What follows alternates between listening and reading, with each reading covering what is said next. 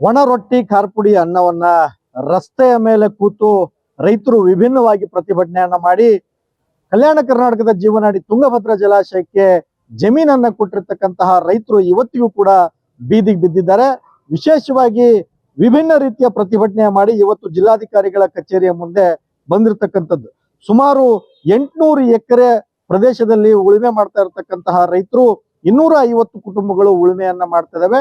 ಆ 250 ಕುಟುಂಬಗಳಿಗೂ ಕೂಡ ಹಕ್ಕುಪತ್ರ ಕೊಡಬೇಕು ಅಂತ ಹೇಳಿ ಕಳೆದ 70 ವರ್ಷದಿಂದ ಕೂಡ ಸತತವಾಗಿ ಉಳುಮೆ ಮಾಡ್ತಿದೀವಿ, ನಮಗೆ ಹಕ್ಕುಪತ್ರ ಕೊಡಿ ಅಂತ ಹೇಳಿ ಸುಮಾರು 18 ಕಿಲೋಮೀಟರ್ ಪಾದಯಾತ್ರೆಯನ್ನ ಮಾಡಿ ಇವತ್ತು ಜಿಲ್ಲಾಧಿಕಾರಿಗಳ ಕಚೇರಿಗೆ ಬಂದಿದ್ದಾರೆ.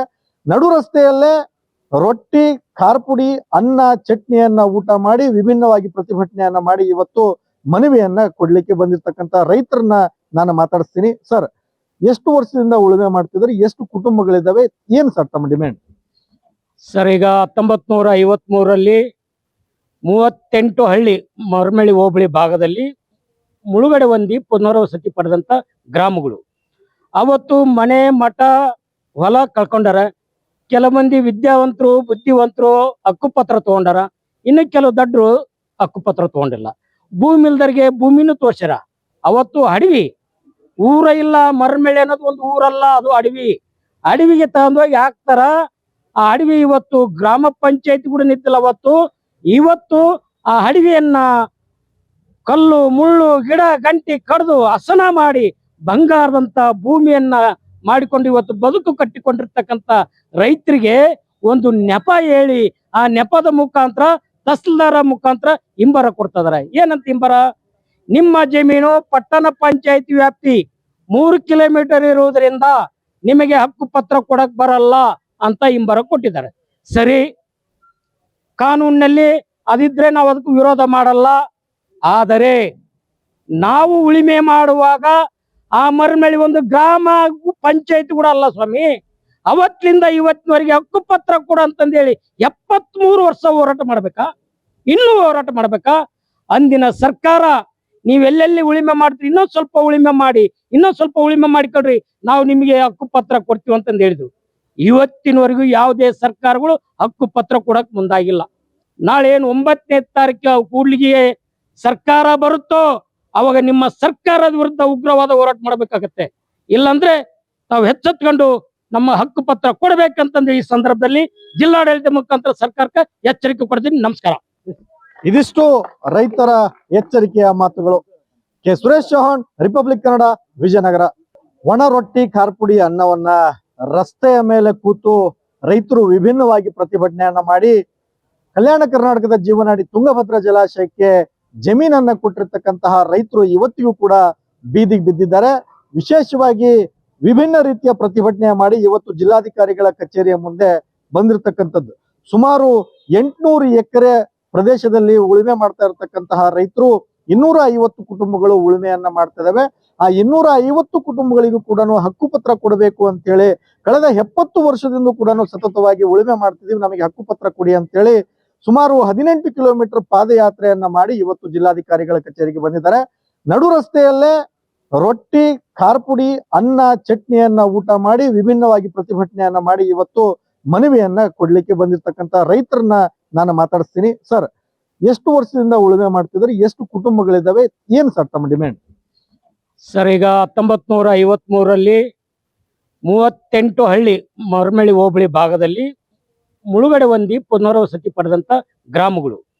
ಅವತ್ತು ಮನೆ ಮಠ ಹೊಲ ಕಳ್ಕೊಂಡಾರ. ಕೆಲ ಮಂದಿ ವಿದ್ಯಾವಂತರು ಬುದ್ಧಿವಂತರು ಹಕ್ಕುಪತ್ರ ತಗೊಂಡಾರ, ಇನ್ನು ಕೆಲವು ದಡ್ರು ಹಕ್ಕುಪತ್ರ ತಗೊಂಡಿಲ್ಲ. ಭೂಮಿ ಇಲ್ದರಿಗೆ ಭೂಮಿನೂ ತೋರ್ಸ್ಯಾರ. ಅವತ್ತು ಅಡವಿ ಊರ ಇಲ್ಲ, ಮರಮಳ್ಳಿ ಅನ್ನೋದು ಒಂದು ಊರಲ್ಲ, ಅದು ಅಡವಿ. ಅಡವಿಗೆ ತಗೊಂಡೋಗಿ ಹಾಕ್ತಾರ.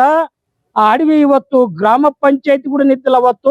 ಇವತ್ತು ಆ ಅಡವಿಯನ್ನ ಕಲ್ಲು ಮುಳ್ಳು ಗಿಡ ಗಂಟಿ ಕಡ್ದು ಹಸನ ಮಾಡಿ ಬಂಗಾರದಂತ ಭೂಮಿಯನ್ನ ಮಾಡಿಕೊಂಡು ಇವತ್ತು ಬದುಕು ಕಟ್ಟಿಕೊಂಡಿರ್ತಕ್ಕಂಥ ರೈತರಿಗೆ ಒಂದು ನೆಪ ಹೇಳಿ ಆ ನೆಪದ ಮುಖಾಂತರ ತಹಸೀಲ್ದಾರ ಮುಖಾಂತರ ಇಂಬರ ಕೊಡ್ತಿದಾರೆ. ಏನಂತ ಇಂಬರ? ನಿಮ್ಮ ಜಮೀನು ಪಟ್ಟಣ ಪಂಚಾಯತಿ ವ್ಯಾಪ್ತಿ 3 ಕಿಲೋಮೀಟರ್ ಇರುವುದರಿಂದ ನಿಮಗೆ ಹಕ್ಕುಪತ್ರ ಕೊಡಕ್ ಬರಲ್ಲ ಅಂತ ಇಂಬರ ಕೊಟ್ಟಿದ್ದಾರೆ. ಸರಿ, ಕಾನೂನಿನಲ್ಲಿ ಅದಿದ್ರೆ ನಾವು ಅದಕ್ಕೂ ವಿರೋಧ ಮಾಡಲ್ಲ. ಆದರೆ ನಾವು ಉಳಿಮೆ ಮಾಡುವಾಗ ಆ ಮರಮೇಳಿ ಒಂದು ಗ್ರಾಮ ಪಂಚಾಯತ್ ಕೂಡ ಅಲ್ಲ ಸ್ವಾಮಿ. ಅವತ್ತಿನಿಂದ ಇವತ್ತಿನವರೆಗೆ ಹಕ್ಕುಪತ್ರ ಕೂಡ ಅಂತಂದೇಳಿ 73 ವರ್ಷ ಹೋರಾಟ ಮಾಡ್ಬೇಕಾ? ಇನ್ನೂ ಹೋರಾಟ ಮಾಡ್ಬೇಕಾ? ಅಂದಿನ ಸರ್ಕಾರ ನೀವೆಲ್ಲೆಲ್ಲಿ ಉಳಿಮೆ ಮಾಡ್ತೀರಿ, ಇನ್ನೊಂದ್ ಸ್ವಲ್ಪ ಉಳಿಮೆ ಮಾಡಿ, ಇನ್ನೊಂದ್ ಸ್ವಲ್ಪ ಉಳಿಮೆ ಮಾಡಿಕೊಳ್ರಿ, ನಾವು ನಿಮಗೆ ಹಕ್ಕುಪತ್ರ ಕೊಡ್ತೀವಿ ಅಂತಂದು ಹೇಳಿದ್ವು. ಇವತ್ತಿನವರೆಗೂ ಯಾವುದೇ ಸರ್ಕಾರಗಳು ಹಕ್ಕುಪತ್ರ ಕೊಡಕ್ ಮುಂದಾಗಿಲ್ಲ. ನಾಳೆ ಏನು 9ನೇ ತಾರೀಕು ಕೂಡ್ಲಿಗೆ ಸರ್ಕಾರ ಬರುತ್ತೋ ಅವಾಗ ನಿಮ್ಮ ಸರ್ಕಾರದ ವಿರುದ್ಧ ಉಗ್ರವಾದ ಹೋರಾಟ ಮಾಡ್ಬೇಕಾಗತ್ತೆ.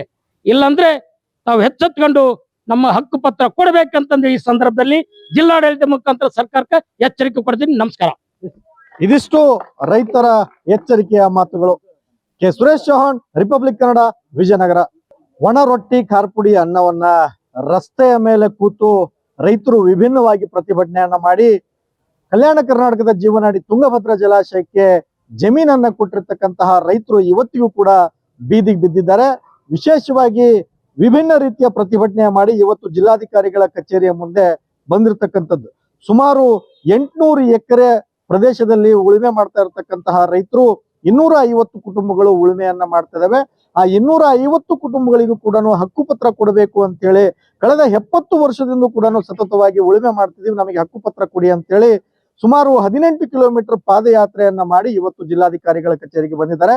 ನಡು ರಸ್ತೆಯಲ್ಲೇ ರೊಟ್ಟಿ, ಖಾರಪುಡಿ, ಅನ್ನ, ಚಟ್ನಿಯನ್ನ ಊಟ ಮಾಡಿ ವಿಭಿನ್ನವಾಗಿ ಪ್ರತಿಭಟನೆಯನ್ನ ಮಾಡಿ ಇವತ್ತು ಮನವಿಯನ್ನ ಕೊಡ್ಲಿಕ್ಕೆ ಬಂದಿರ್ತಕ್ಕಂಥ ರೈತರನ್ನ ನಾನು ಮಾತಾಡಿಸ್ತೀನಿ. ಸರ್, ಎಷ್ಟು ವರ್ಷದಿಂದ ಉಳುಮೆ ಮಾಡ್ತಿದ್ರೆ, ಎಷ್ಟು ಕುಟುಂಬಗಳಿದಾವೆ, ಏನ್ ಸರ್ ತಮ್ಮ ಡಿಮ್ಯಾಂಡ್?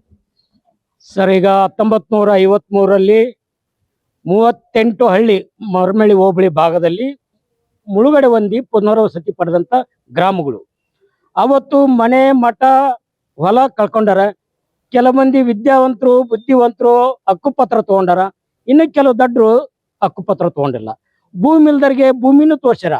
ಅವತ್ತು ಅಡವಿ ಊರ ಇಲ್ಲ, ಮರಮೇಳಿ ಅನ್ನೋದು ಒಂದು ಊರಲ್ಲ, ಅದು ಅಡವಿ. ಅಡವಿಗೆ ತಗೊಂಡೋಗಿ ಹಾಕ್ತಾರ. ಆ ಅಡವಿ ಇವತ್ತು ಗ್ರಾಮ ಪಂಚಾಯತ್ ಕೂಡ ನಿಂತಿಲ್ಲ. ಇವತ್ತು ಆ ಅಡವಿಯನ್ನ ಕಲ್ಲು, ಮುಳ್ಳು, ಗಿಡ, ಗಂಟಿ ಕಡ್ದು ಹಸನ ಮಾಡಿ ಬಂಗಾರದಂತ ಭೂಮಿಯನ್ನ ಮಾಡಿಕೊಂಡು ಇವತ್ತು ಬದುಕು ಕಟ್ಟಿಕೊಂಡಿರ್ತಕ್ಕಂಥ ರೈತರಿಗೆ ಒಂದು ನೆಪ ಹೇಳಿ ಆ ನೆಪದ ಮುಖಾಂತರ ತಹಸೀಲ್ದಾರ ಮುಖಾಂತರ ಇಂಬರ ಕೊಡ್ತಿದಾರೆ. ಏನಂತ ಇಂಬರ? ನಿಮ್ಮ ಜಮೀನು ಪಟ್ಟಣ ಪಂಚಾಯತಿ ವ್ಯಾಪ್ತಿ 3 ಕಿಲೋಮೀಟರ್ ಇರುವುದರಿಂದ ನಿಮಗೆ ಹಕ್ಕುಪತ್ರ ಕೊಡಕ್ ಬರಲ್ಲ ಅಂತ ಇಂಬರ ಕೊಟ್ಟಿದ್ದಾರೆ. ಸರಿ, ಕಾನೂನಿನಲ್ಲಿ ಅದಿದ್ರೆ ನಾವು ಅದಕ್ಕೂ ವಿರೋಧ ಮಾಡಲ್ಲ. ಆದರೆ ನಾವು ಉಳಿಮೆ ಮಾಡುವಾಗ ಆ ಮರಮೇಳಿ ಒಂದು ಗ್ರಾಮ ಪಂಚಾಯತ್ ಕೂಡ ಅಲ್ಲ ಸ್ವಾಮಿ. ಅವತ್ತಿನಿಂದ ಇವತ್ತಿನವರೆಗೆ ಹಕ್ಕುಪತ್ರ ಕೂಡ ಅಂತಂದೇಳಿ 73 ವರ್ಷ ಹೋರಾಟ ಮಾಡ್ಬೇಕಾ? ಇನ್ನೂ ಹೋರಾಟ ಮಾಡ್ಬೇಕಾ?